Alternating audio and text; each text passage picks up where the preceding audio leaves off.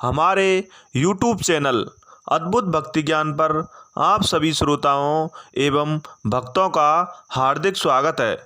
जैसा कि आपको पता है कि मैं रोजाना की तरह आज भी एक रहस्यात्मक वीडियो लेकर आया हूँ। हमारी वीडियो है कि रावण के पिछले जन्म की कहानी। तो चलते हैं सीधे अपनी वीडियो पर। अगर आपने हमारे अद्भुत भक्ति ज्ञान चैनल को सब्सक्राइब नहीं किया है तो कृपया सब्सक्राइब कर दें। तो सुनो, रावण के बारे में हम सब यही जानते हैं कि वह ब्राह्मण कुल में जन्मा था, एक राक्षसी प्रवृत्ति का व्यक्ति था। बहरहाल रावण के पिछले जन्म के बारे में बहुत कम लोग जानते हैं। पूर्व जन्म में वह एक आदर्श राजा था, लेकिन फिर भी ऐसा कुछ हुआ कि ब्राह्मणों के श्राप से इस जन्म में राक्षस के रूप में जन्म लेना पड़ा। तो सुनते हैं इसकी पूरी कहानी क्या है। रामायण में उल्लेख है कि कैकई देश में सत्यकेतु नामक राजा था। वह धर्म नीति पर चलने वाला था, तेजस्वी, प्रतापी और बलशाली राजा था। उसके दो पुत्र थे, पहला भानु प्रताप और दूसरा अरमर्दन। दोनों भाई बहुत प्रतिभाशाली और मेल मिलाप से रहने वाले थे। भानु प्रताप ही अगले जन्म में रावण बना था। पिता के निधन के बाद भानु प्रताप ने राजकाज संभाला और अपने राज्य के विस्तार के लिए युद्ध शुरू कर दिए। उसने कई राजाओं को हराया और उसके राज्य पर कब्जा कर लिया। पूरी धरती पर भानु प्रताप के चर्चे होने लगे। उसके राज में प्रजा बहुत खुश थी।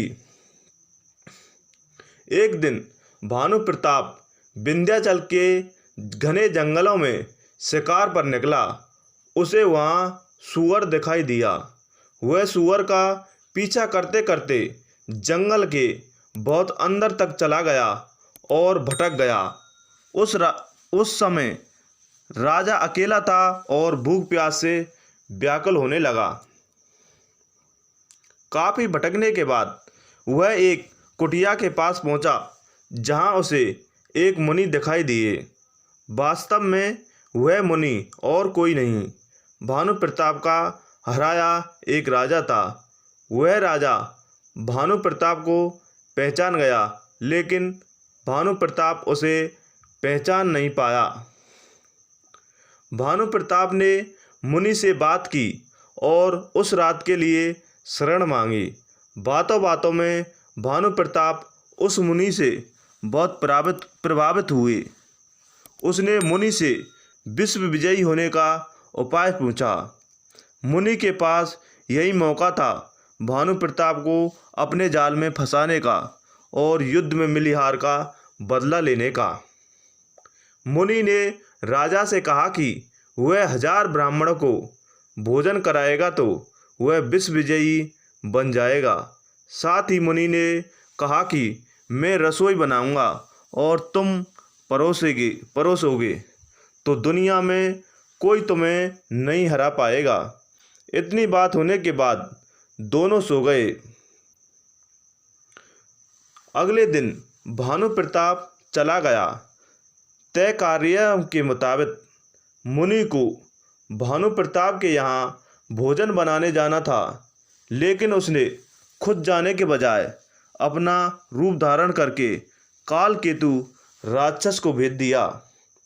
कालकेतु भी भानु प्रताप से बदला लेना चाहता था, क्योंकि उसके 100 पुत्रों और 10 भाइयों को भी भानु प्रताप ने मार डाला था।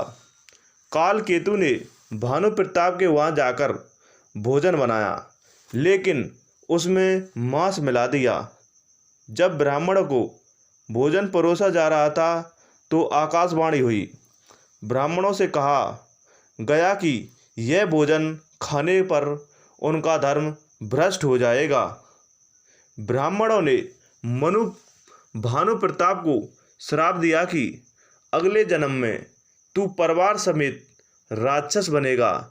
इस पर भानु प्रताप रसोई में जाकर माजरा समझा और लौटकर ब्राह्मणों को बताया कि इसमें उसकी कोई गलती नहीं है।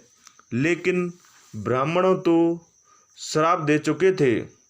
इसके बाद धीरे धीरे भानु प्रताप का पूरा राजपाट चला गया और वह युद्ध में मारा गया। अगले जन्म में 10 सिर वाला राक्षस बना। उसका छोटा भाई अरिमर्दन कुंभकर्ण बना। उसका सेनापति धर्मरुचि सौतेला भाई विभीषण बना।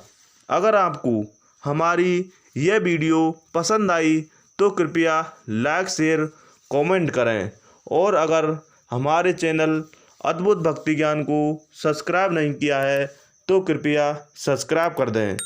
जय हिंद, जय भारत।